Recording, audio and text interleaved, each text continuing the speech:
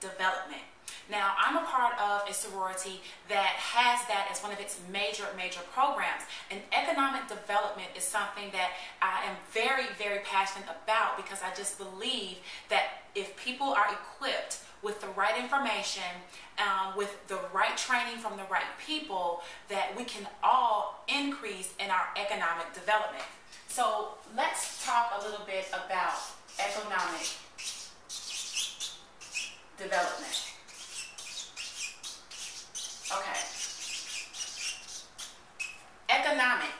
Economic literally means the economy. That means goods and services. That means finances. That means cash flow. That means circulation of the currency. That is economic. That is what is happening. That's ups and downs. That's supply and demand. Okay, that is what economic means.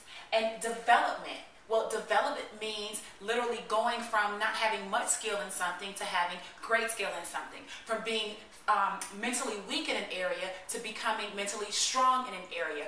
Growing from this size to this size, the development. So if we're talking about economic development, we have to understand that most people are not at the highest level of skill that we think they should be. So when we're making financial decisions in our lives, and when we're doing things for our families, and when we're investing, and when we're saving, we find that our economy is not doing what we want it to do, because the reality is that the development of the people stimulating the economy is not really as great as it should be. And so the people that understand the economy better than the people that don't are generally the people that run it and can get things over on the people that do not understand exactly how the economy works. So I want to talk to you today about what your role can be and what your position can be to help stimulate not just, your local or your governmental economy, or your local or your federal economy, but literally your personal economy in your household. You see, everything starts at home first. What you do in your household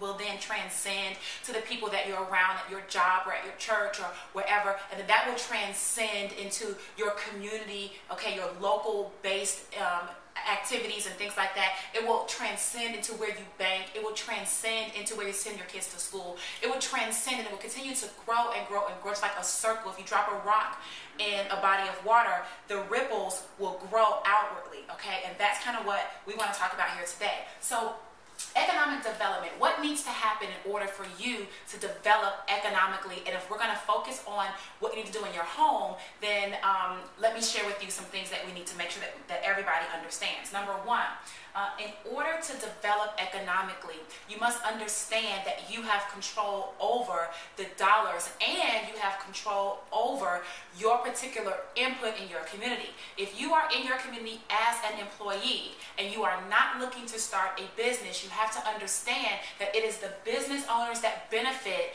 and the employees do not. Now, of course, everywhere we live and everywhere we go, we're absolutely gonna need employees. I mean, every small business needs employees. But here's what I challenge you to do from an economic development standpoint. We talk about mentorship, and we talk about having these different programs and girls and boys clubs and things like this. Let me challenge you that if you are starting at home and you are raising your children or your grandchildren or helping the people at the church and things like that, I challenge you to talk and to mentor the youth about the power of being in business for oneself, okay? That's very, very important. Business owner. Okay? Business owner is where we need to start. We need to shift our thinking from being employee to being business owner. And the reason is because as a business owner, you have leverage. Okay? Everyone on this planet has the same amount of hours in a day, 24. So why is it that some people are billionaires in their 24 hours times 365 days a year? And why is it that so many people struggle not being able to just pay simple day-to-day expenses? Well, it's not about the amount of time that you have, because clearly we all are faced with that same challenge. It's not about anything other than the understanding that in order to create leverage in your life, you want to have other people helping you to pay the bills every single month. That is what business owners understand. And from a business owner perspective, what you must really comprehend is that you have to have employees, okay? You have to have them. Because if you don't have people working for you, then how are you actually creating leverage? That would mean that you would have to do everything yourself. And if you're doing everything yourself, then that really means you're getting paid time for dollars. You can only get paid for what you can physically do. And that's not what we're after. What we're after is getting paid for not having to do the simple tasks that need to be done because we're creating leverage, okay? So employees.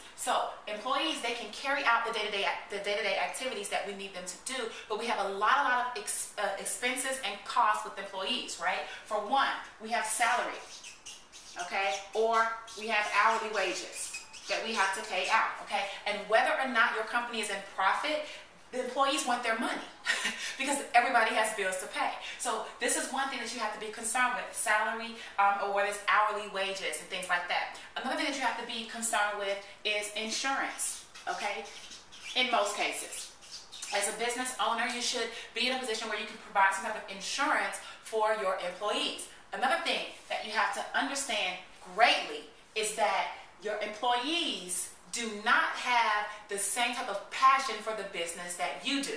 They do not, okay? So if you would go to your particular business and work 24 hours a day, your employees do not feel that they need to do that. Your employees are there to work a certain amount of hours, and they are to be paid for those hours, and they want to go home. So that's pretty much how that ends. So you will not have the same passion. Not same passion, okay? If your goal is to become a $5 million business, well, your employees are not really working their bones off to help you become a $5 million business. That's your goal. That may not be their goal. So this is going to be a very big thing here, okay? They don't have the same passion. And when people do not have the same passion that you do about reaching a particular goal, what happens? They, might not want to come to work today, or something happened. They're not usually being productive. They're coming up with excuses why something is not being done. Maybe they're experiencing some things at home and just have to call off.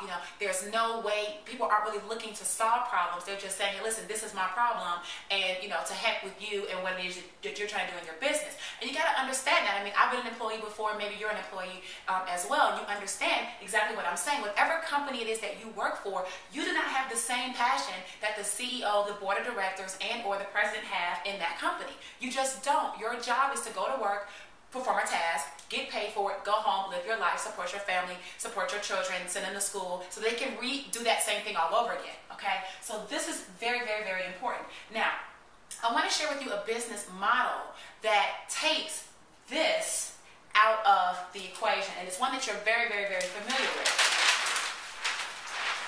We're going to talk about real estate. Okay? Now, I want you to think about it from this perspective. You have brokers and you have agents, right? You have brokers and you have agents, all right? So this is literally how this works. As a broker, you're here, right? So you're the person that may have started off as an agent. You took the test to become a broker. Now you have your own business, let's say ABC Realty, okay? And that's your company. And now your goal is to go and find other agents to work in your office to help you buy and sell more real estate, okay? That's just the way it works. So yes, you may be doing your own deals, which is fine, okay? But now you're creating leverage because you might go and get agent number 1, okay? You might get agent number 2, and you might go and get agent number 3, okay? Now, if agent number 1 goes out and makes, $10,000, and agent number 2 goes out and they make $5,000, and agent number 3 goes out and they make $25,000, well, depending on the agreement